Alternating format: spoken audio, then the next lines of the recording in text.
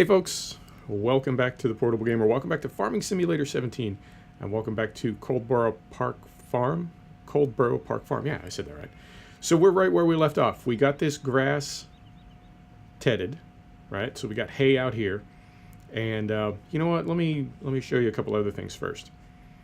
So up in field 4, you can barely see it because it's a fairly small field. Up in field 4, we have our Ford T-Dub putting in oilseed radish in field 4.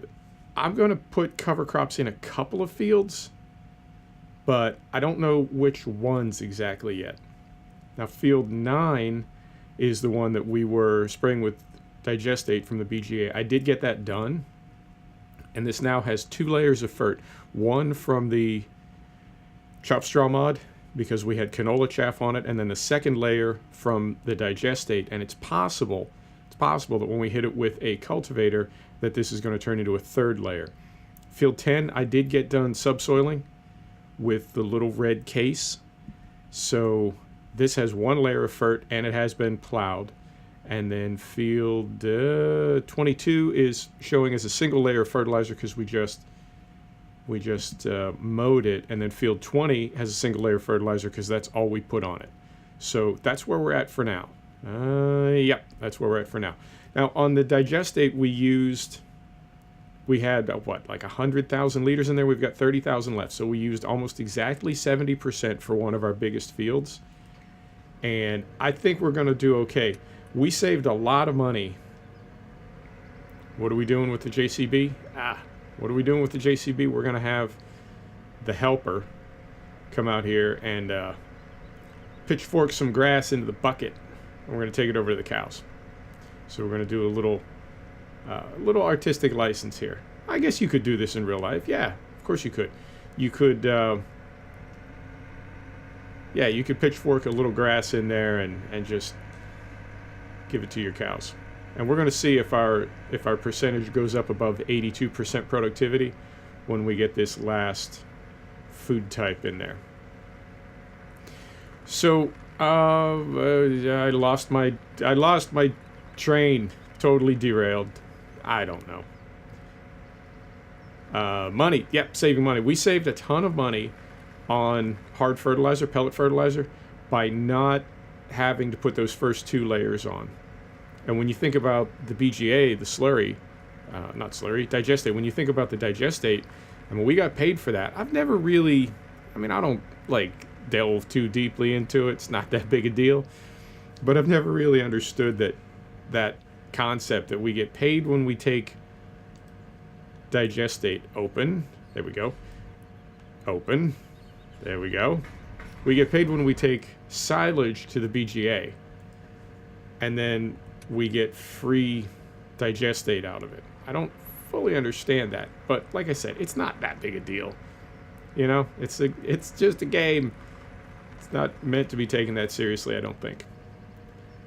Although, having said that, I do take it kind of seriously.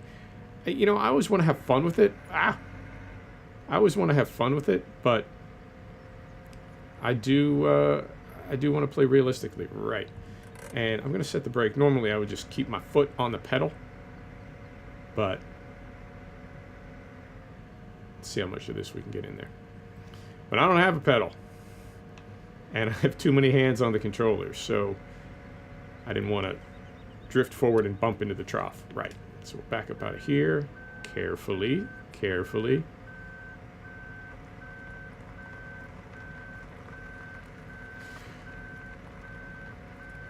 Beautiful. Okay, set the brake, get rid of this, and we'll get to work. So I don't know if you saw, well, I don't know if you saw my video last week. I was getting back into FS17. I was on Marwell Manor, had a bit of a kerfuffle, and I've pulled the ripcord on FS19. I'm done with it, at least for a while. And I said in a not an FS19 video, because I'm not setting up Marwell Manor for the 3rd time, I did say, you know, maybe if a big patch comes out, I would reconsider it. Well, like, literally a few days later, patch 1.3 comes out. After 4 months of radio silence, we've got patch 1.3. For me, I'm not saying it's, you know, too little too late. I'm just saying it's too fresh. You know, that just happened. Losing that save game, that just happened. And apparently that has happened to like thousands and thousands of people. That's just an FS19 thing. And I didn't see anywhere in the patch notes that it addressed any of the things that I was hot about, which would be the save game, obviously. I didn't see anything about that. Now, it said there were general bug fixes, and maybe they're including it in that category. I don't know. It didn't say anything about the placeables. Now, I don't know, truck sim something, but I was kind of hot. I said, this is what you do to fix the whole placeables thing. You just have an undo button, and then I said how I would do it. I don't know if they'll ever have an undo button for placeables. I think that would be a great fix. But at the very least, that it does not destroy the terrain when you place something. I mean, it was supposed to be one of the biggest and best features of FS19 is this whole like placeable thing, and then the terrain, and you know, that was a selling point. That was like a big deal. Farm like never before, and not so much. Or farm like never before if farming like never before means destroying your terrain. I need to look at this because I want to see where we're throwing. Is it here? Is it here? Does it work mode left? I want work mode center. No, actually, I'll go work mode left, because that'll get it away from the hedge. Right. Turn this off. Turn this on. I'm going to pull right down here. Here we go.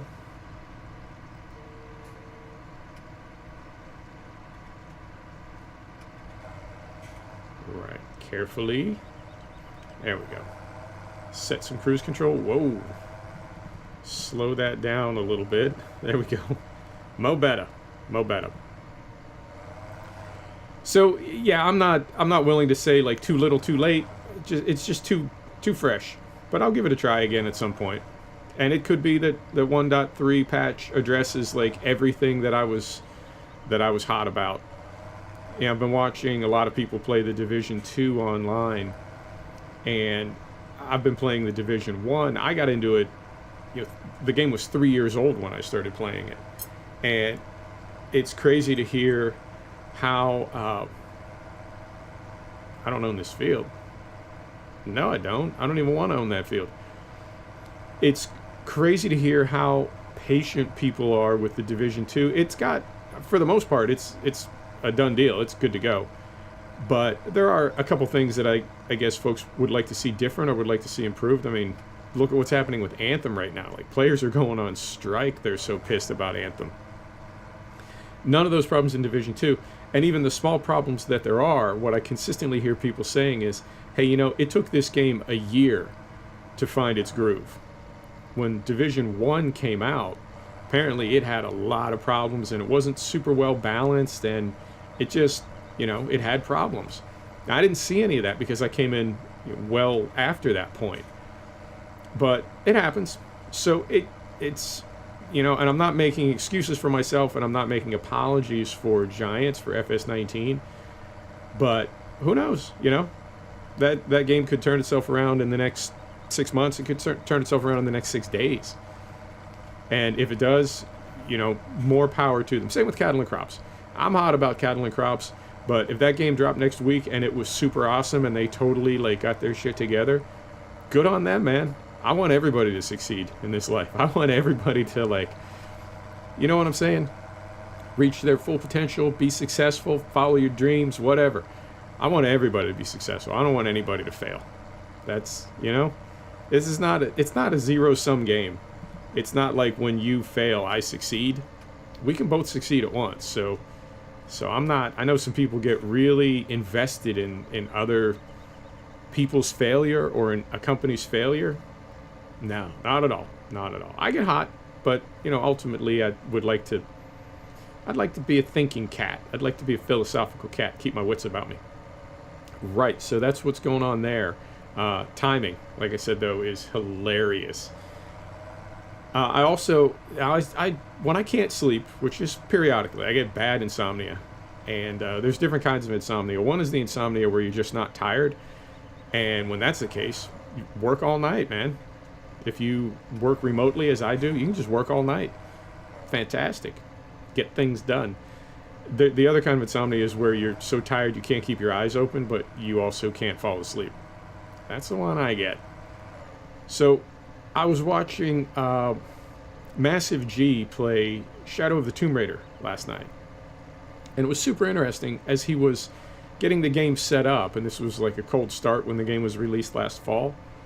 As he was getting the game set up, there were settings for, I want to say, exploration difficulty, combat difficulty, and what was the third one? Puzzle difficulty. And he made a comment about developers focusing more, or possibly, focusing even for the first time, a different way to say it, on the idea of accessibility. And it really got me thinking about Project Cars versus iRacing and Squad that I'm getting into now that has such a steep learning curve. And some of the things that we've talked about where you don't want a game to be just absolutely potato, right, from day one. You do want it to be challenging, but everybody's got a different idea of challenging. And I think a good example of that is, I mentioned racing games, but AI in racing games. How hard? How hard do you want your AI to be? And at what point is it no longer fun? At what point are you just suffering? I mean, if you had a racing game where the AI was locked at 100% and you finished, 30 seconds off the back in every race that you were in, not only are you not having fun, but you're really not learning anything because you're not able to see how the AI drives. You're not able to maybe see the line. You know what I mean? It's not just fun. It's kind of stupid. And, the games that we play, our sim games, because they don't really have a winner, and because they don't really have a beginning or an end, I feel like we get a little bit more latitude. Our games can be, I'm reluctant to say, pointless. That's probably not the right word. But, something like Farm Sim, it took me a long time to figure out what the hell I was doing. And I used Google, I used Reddit, various forums. But it really did take me a long time to figure out what I was doing. And that's fine because I was having fun in the meantime. And there's really no penalty for not knowing what you're doing. Versus something like Tomb Raider, right? Where if you don't know what you're doing, or if it's taking you a minute to figure things out, Laura will just die like horrible death after horrible death. I mean, really gruesome, horrible deaths. And that's all your fault. You're doing that. It's like, oh, sorry, Laura. So I like the idea of making games accessible. I think that's super, super smart because one game can be a lot of different things to a lot of different players. And that is, I think that it's just good business, if nothing else, because that way, if you have that reputation, if your company has the reputation that anybody who buys your game can have a great time, good on you, man. That is good business. I love it. I love it. So that's, that struck me as kind of odd, that I wouldn't say that it took developers that long to come around to it. I don't know. Maybe it's just good that they're taking it as seriously as they are taking it now, whereas in the past, maybe it was a different take. Who knows? Also, speaking of Squad, the same company that publishes Squad, not the developer, but the publisher, has a game called Postscriptum. I think I may have mentioned this. It's the World War II equivalent of Squad, and it is crazy realistic to the point, again, where it's like, how realistic do you want a combat game to be? It's not quite disturbing, but it's almost, how do I want to say this? It's almost dry in a way. It's almost like clinical, if that makes sense. I don't know if I'm using the right word. it's so, what's the one that we want here? We want work mode center now. Middle, yeah. It's almost, maybe detached, I guess is the right way to say it. I mean, people are doing these crazy things on camera. I was watching Karma Cut, and he was in a multiplayer co-op tank battle.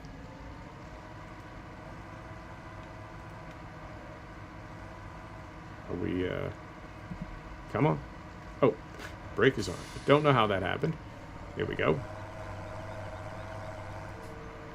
He was in a multiplayer co-op tank battle, and it was very intense, and they got hits on another tank, and very casually were saying, like, leave it alone, he just cooked off his ammo rack, he's gonna pop, which in the terminology of war, that means the inside of the tank is on fire and it's about to explode. And that's kind of a chilling concept to reflect on, because that happens in real life. There's people inside the tank, like, essentially burning to death, but, you know, they won't suffer long because there's about to be a massive explosion which will blow the turret off the tank. So it's an interesting sim to watch people play. I do want to play it. It's on my list to get. But it is, I continue to reflect on the idea that, you know, we want, or at least I want, so much reality and so much immersion in my sim gaming. But that's on farms and when you're driving a truck. It is interesting that I have always wanted what I think of as a realistic tactical sim. Had no idea that there was this milsim genre. Found it. And it is, it's kind of heavy, you know, it's giving me something to think about. And what's even funnier is I stepped away from first-person shooters for a long time because I have seen some violence in my life, probably a lot more than most people, and I wanted to get away from that. And in contrast, the first-person shooters that I was into years ago were really cartoony and sort of innocuous compared to the realistic violence of something like Postscriptum or Squad. So it's interesting to think about. And, you know, like we've talked about, or at least like I've talked about, you know, this is the sort of thing that some people, you know, hear me talking this way and they're like, dude, you need to relax, man. It's just a video game. It is. But video games are moving toward realism. And I think the whole world is moving toward a virtual realism, and has been for the past 100 years. It has been since the invention of the motion picture. We've been moving toward the idea of a simulated reality where we can go to a place, go to a movie theater, or go to a VR headset, or go to a video game, or wherever, and be in a world that is different from the real one. And, I mean, arguably that started... Hey, there goes my voice. How'd we do on time? 19 minutes. That's a little better than most days. Good for you, voice. And arguably, Cervantes started that when he wrote Don Quixote. You know? What was it? The first modern novel, they say. And that was... you know, before that there was storytelling. And there was mythology. You know? There was made-up things to talk about around the campfire. But a lot of mythology was based in nature and real stuff. And, of course, there's real themes in Don Quixote. You know what I'm saying. You know what I'm saying. That was maybe the first virtual reality. I guess that's a way to say it. Was it? Was it? Put that in your thesis. Right. This can get a little funny, but I think it's going to be okay. So what'll happen is, yeah, this will be okay. So now when we hit that with the baler, it's like the last thing that goes in that makes the bale. So if there's a little bit of hay in a row, when the baler hits it, it will it will be showing grass, and then when we touch that hay, it will show it as a hay bale momentarily, but then as long as we hit grass again, it'll finish up as a grass bale. So yeah, Postscriptum on my list. Super, super intriguing game. Cannot wait to try it. I have no idea what to expect. And because the HUD is the same, because it's made by the same company, and I suspect it's running on the same engine and is essentially like the same as Squad, I'm going to focus on learning Squad, and I believe that will carry over to Postscriptum. I hope it does. I hope it does, because I don't want to put 50 hours into learning both those sims. So we'll see. We'll see. Did I mention smearing? Yeah, I mentioned smearing in Donis Laskowitz's video. I am continuing to try to sort that out, but in my research, I came across something that I was not aware of, which is that YouTube does things to your videos when you post them. I was under the impression that YouTube just took the file that you sent and put it on a server, and they don't. They actually do some processing and compression as well. So when you get my videos, it's like you're buying cocaine. It's like you're buying powder cocaine. It has been stepped on and adulterated so many times, you don't know what you're getting. Maybe that was not the best example. Too late. I already used it. So some of that smearing may be coming from what YouTube does, because like when we're farming right now, we have big areas of essentially like the same, right? Like this field. It's possible that a compression algorithm is seeing this field as something really not very important because it's all the same, and that's why it's lowering the resolution. Because if we go in here on replay, the cab will stay super duper crisp, but all the field behind it will continue to go high and low res, which was also sort of mind-blowing for me, because I didn't know that compression algorithms could see different layers in a video game. But apparently they can. Like, that's how sophisticated this stuff is getting. And I mean, data compression, there is so much data in the world, and handling it, the handling of it, and efficiently handling it, moving it, all that stuff, it's a big business. It's a big racket. You get that big data racket.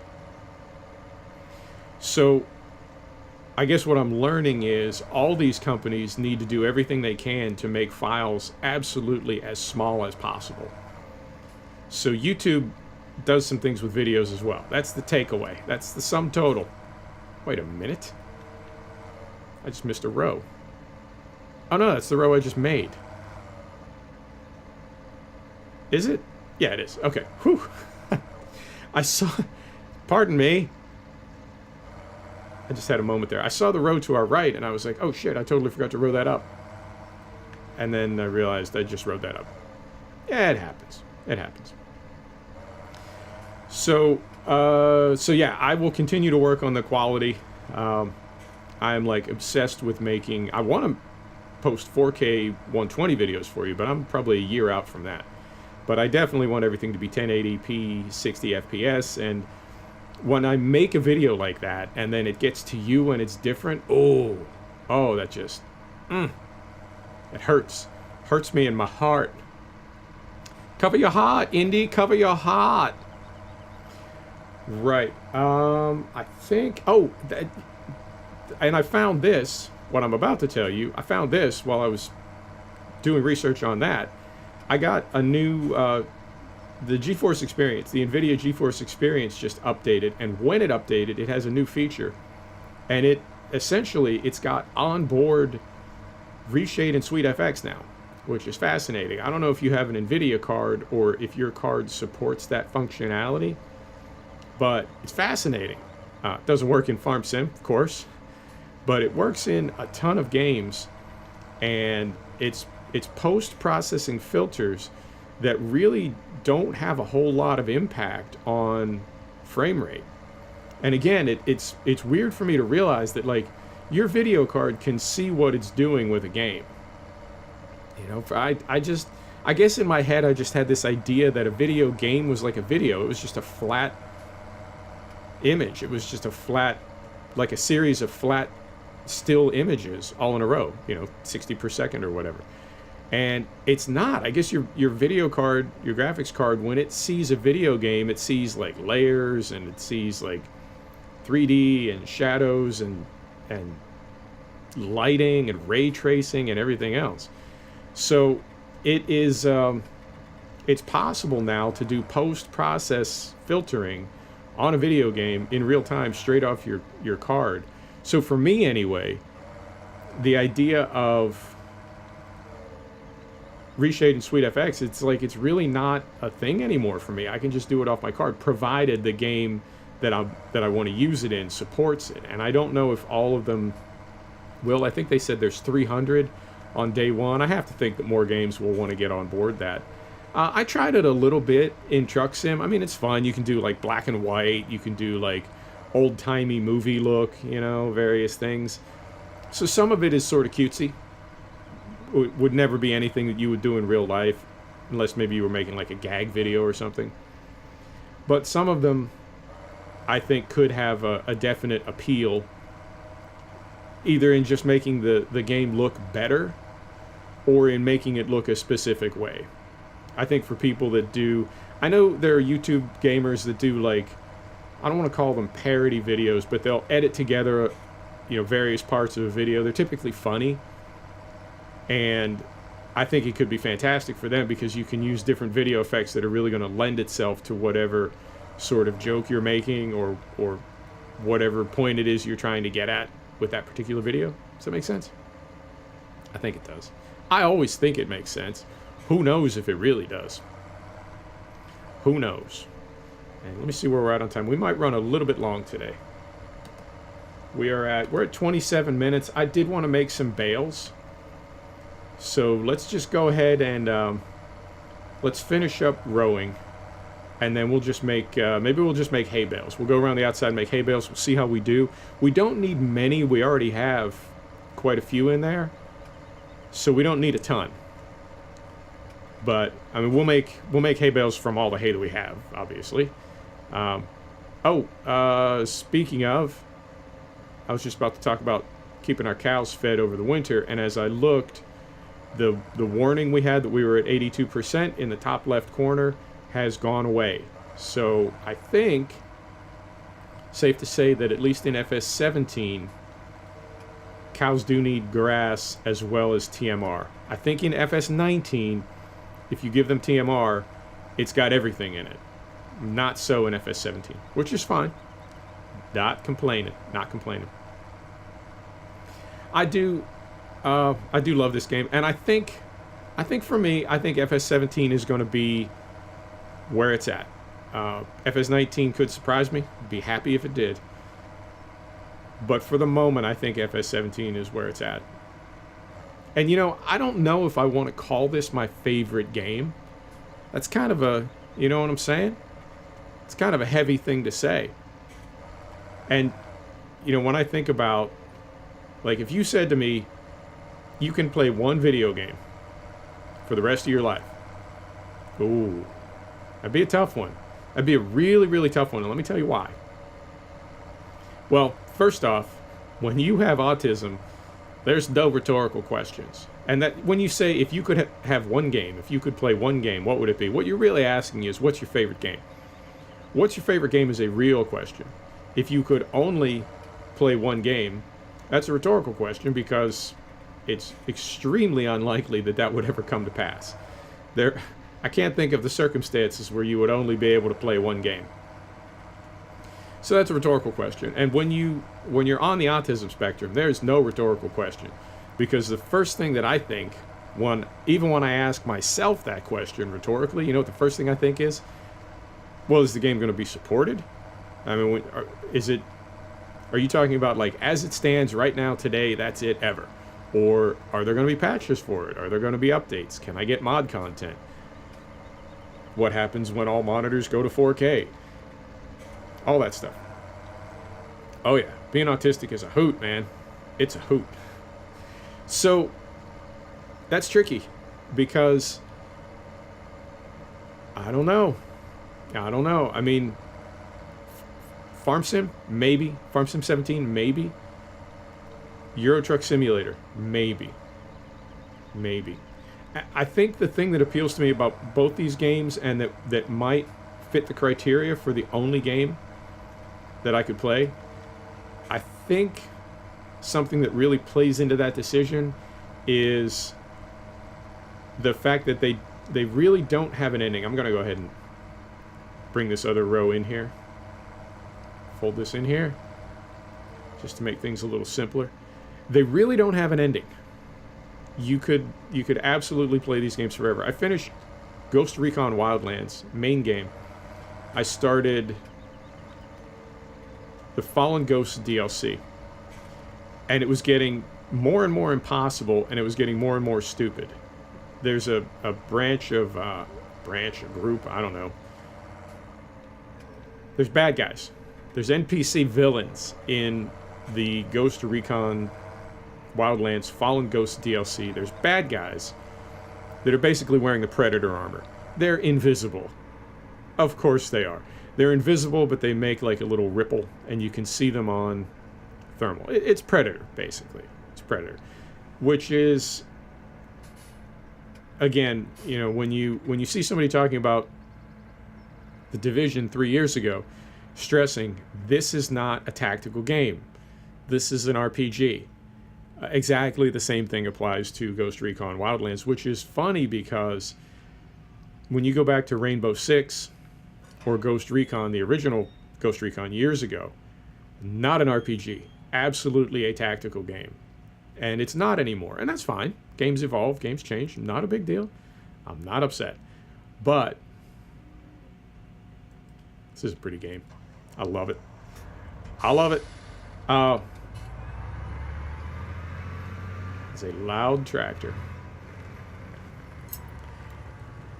It's still, I guess, surprising to me to get in something like Ghost Recon Wildlands and have it be so silly when in the past, many years ago, but in the past I had played, I need to turn this thing around and I can't get the radius. I just keep driving over my rows. Having played Rainbow Six back in the day, having played Ghost Recon back in the day, to see sort of what they've become is, you know? But my point is, there is definitely an end to Ghost Recon Wildlands. And then, for me, I mean, I started that DLC and I uninstalled the game not too long after. Because it's done. It was fun, but the thing about... Slow it down a little bit. Let's slow it down a little bit. The thing that I enjoy about a game like Ghost Recon Wildlands is you're working toward a very specific goal, right? And once you get to that goal, it's almost, I don't want to say it's done, but it's done. It's sort of done. And that's not the case with something like Farm Sim or Truck Sim. You know, it really does just go on and on and on. It's very cool. So that's something that I think we need to think about, or that I would need to think about when I consider like the game that I would take with me to an island. If I was going to be, you know, like in solitude for the next 20 years and I could only take one video game, what would it be? I want to think about that, because if it was something like Ghost Recon Wildlands, I think I finished that game in about 3 weeks, maybe a month, and that would suck. If you were going to be in solitude for like 20 years, not solitary. I don't mean like in prison. I mean like I don't know, working on your dissertation or something. If you were going to be like a lighthouse keeper, whatever circumstances would cause you to be in solitude, and you could only have one game. It would suck to pick something like Ghost Recon Wildlands, and then 6 weeks later it's done, and you're like, oh shit. Huh. All right. I guess I planned that poorly. So, I'm guessing it would come down to FS17 or Euro Truck. Maybe, this is going to sound weird, but maybe Project Cars 2. And what's weird about that is I'm like so obsessed with realism, and I love these super realistic racing simulators. And Project Cars 2 is not a super realistic racing simulator, but you know what it is?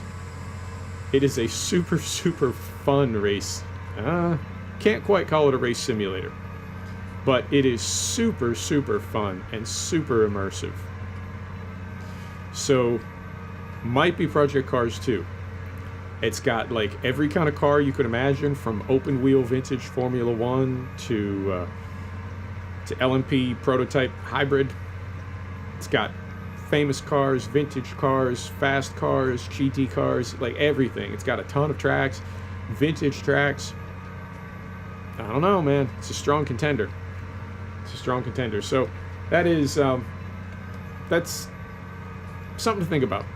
But I have to say that FS17 is no doubt one of my favorite games of all time. I've played this game, maybe not daily, but I think I've played this game at least a few times a week since it came out. So over 2 years, I've played this game at least a few times a week, and I don't know that there is any other game in all the time that I've been gaming, going back to when I was like literally a toddler. I don't know if there has ever been another game that I have played that consistently. I really don't. So, yep. Well, Euro Truck maybe. Yeah, I guess that's true as well. I've been playing that. I didn't get on it when it came out in 2012. It was a few years later. But I have been playing Euro Truck. Well, I can tell you exactly how long I've been playing it.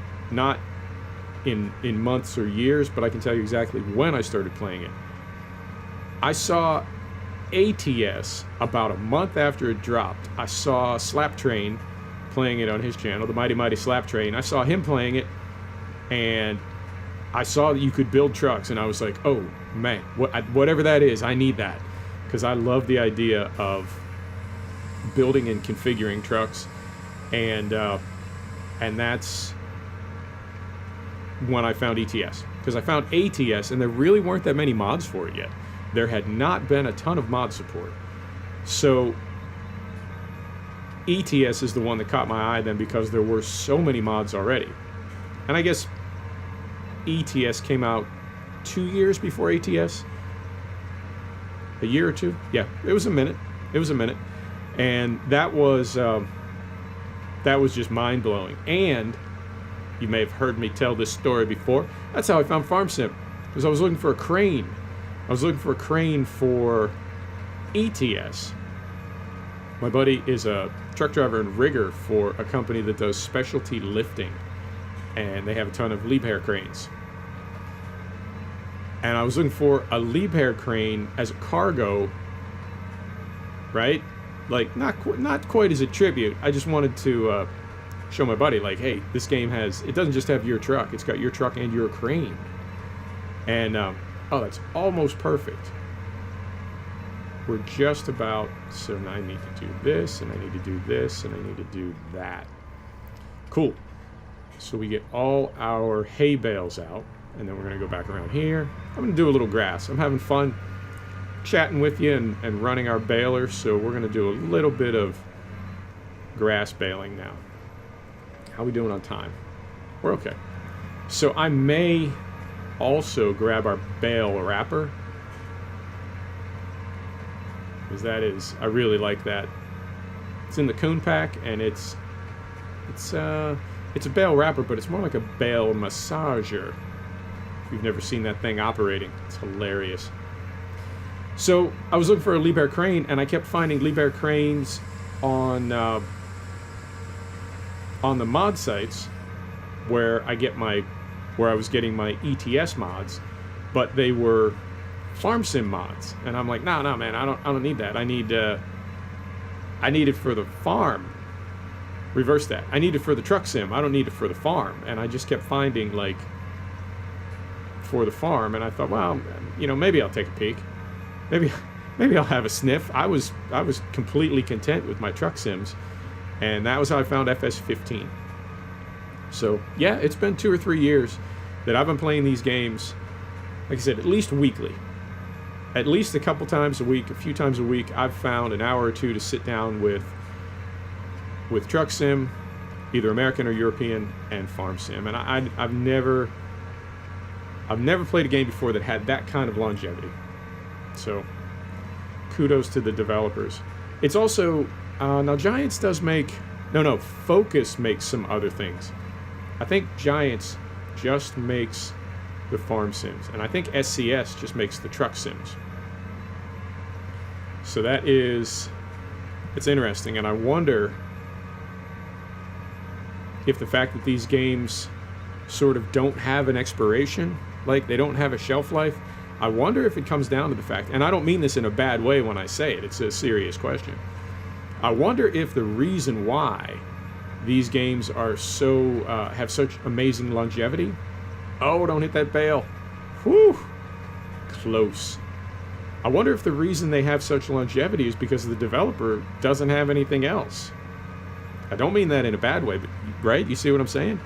Like, the developer can focus all of their attention on these games because there aren't any other games. And they need to sell these games because there aren't any other games.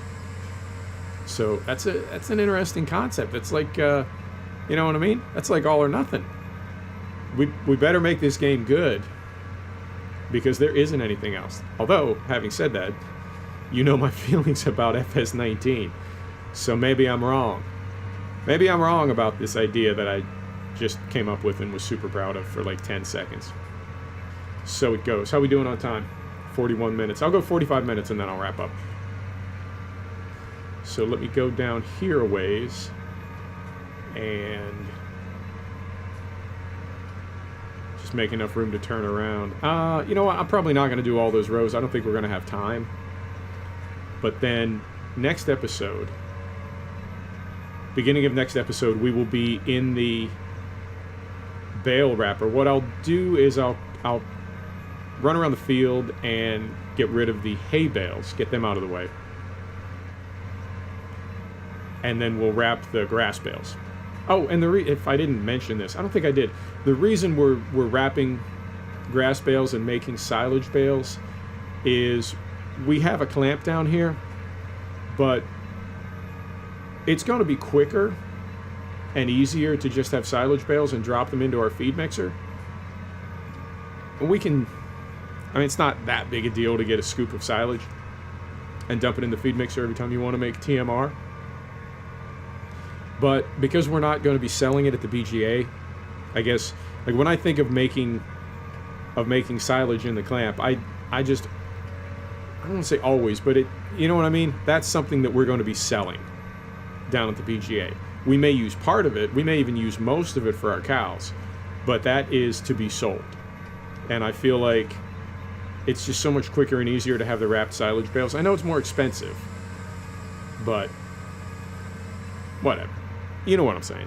So since we're not going to be selling any of this, we are going to use this field directly in front of us, and then field 23, the little one, behind us down the highway. That is all going down to the BGA to be sold. Well, to be made into silage and then to be sold.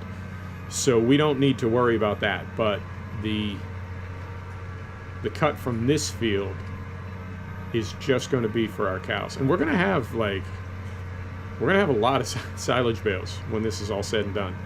So no worries there. I think our cows will have plenty of food. I would like to get more cows. Our loan is maxed out. We're broke. Things are not looking good. But I would still like to get more cows. And I need to remind myself whether or not the milk sale stop mod is running. If it is, we need to manually load up a milk tanker and take it down to the dairy to sell. Right, that is, let me get the pickup lifted up here. That is 45 minutes. This is a little bit long for video, but not super, super, super long. Where's the sun? It is right there. Let's get turned around for a screenshot. We're gonna call it.